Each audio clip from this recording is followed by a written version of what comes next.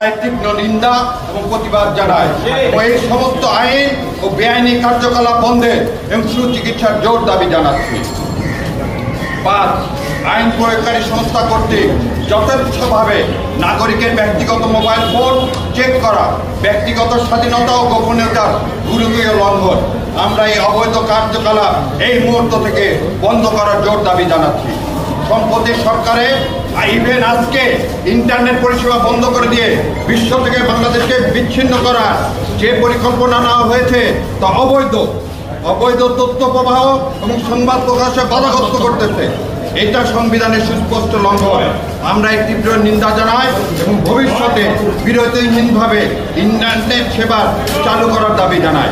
আইন শৃঙ্খলা রক্ষাকারী এবং সরকারের মদতপুষ্ট বাহিনী কর্তৃক রাতে নিরীহ ছাত্রছাত্রীদের বাসায় অবৈধ অনুপ্রবেশ করে ভয়ভীতি প্রদর্শন